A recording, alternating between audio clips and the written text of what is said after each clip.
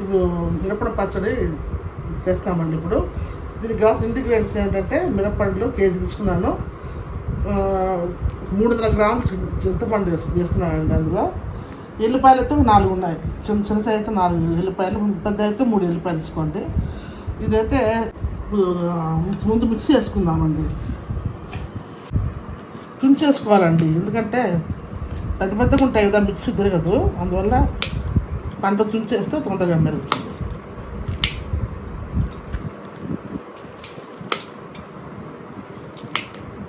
మిక్సీలో పట్టి తీసుకుంటాను.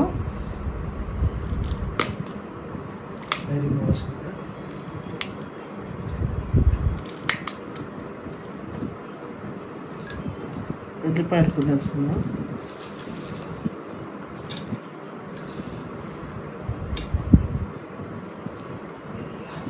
చేసుకుందాం అండి.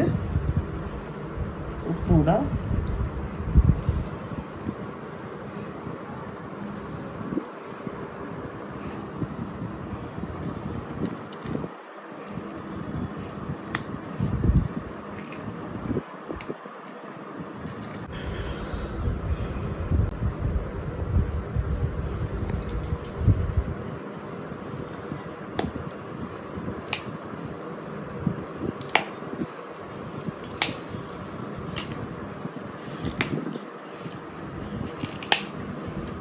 వేసుకుందాం.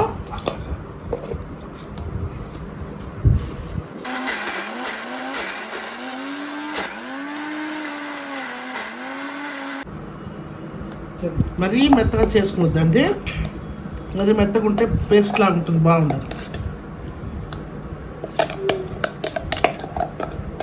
ఇది ఇడ్లీ, దోశకి, పెసరట్టు, అన్నంలో వేడివేడి అన్నంలోకి, ఇంకా అన్నిటికీ వాడుకోవచ్చు అండి. చాలా బాగుంటుంది, సంవత్సరం అంతా ఉంటుంది. ఫ్రిడ్జ్లో పెట్టుకోవాలి కానీ, ఎందుకంటే ఇట్లా చింతపండు మాత్రమే ఉంది కదా, కాబట్టి ఎక్కువ బాగా ఫ్రిడ్జ్లో పెట్టుకొని ఒక బాటిల్ తీసుకుంటే సరిపోతుంది.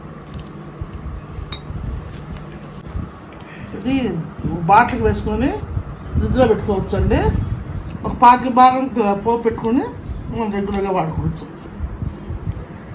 అది చూపిస్తాను.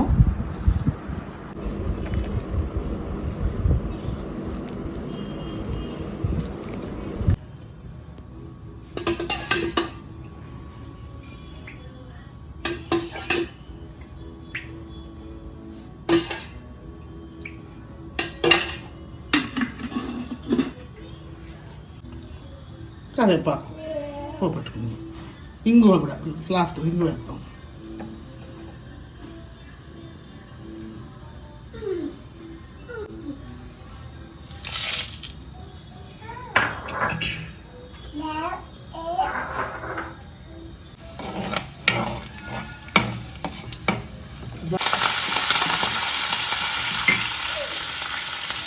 ఇంగు వేసుకున్నామండి.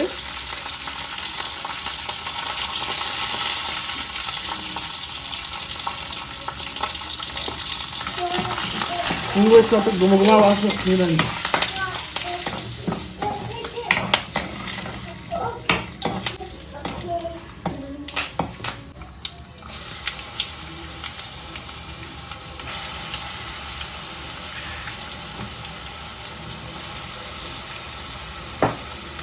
చాలండి, మళ్ళీ అయిపోతే మళ్ళీ పోపెట్టుకోండి.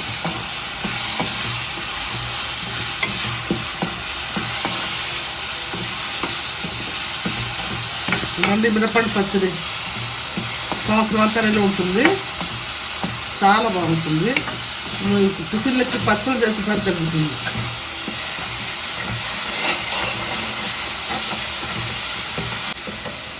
ఆపేస్తాను స్టవ్.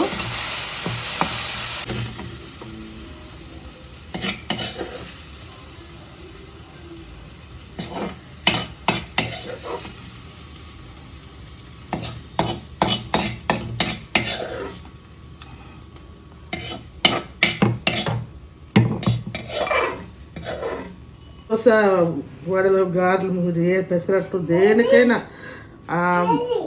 పుట్నాల పచ్చడి, పల్లి పచ్చడి కన్నా ఇది సూపర్ ఉంటుందండి. దోశలో కారం దోశలు కూడా వేసుకోవచ్చు.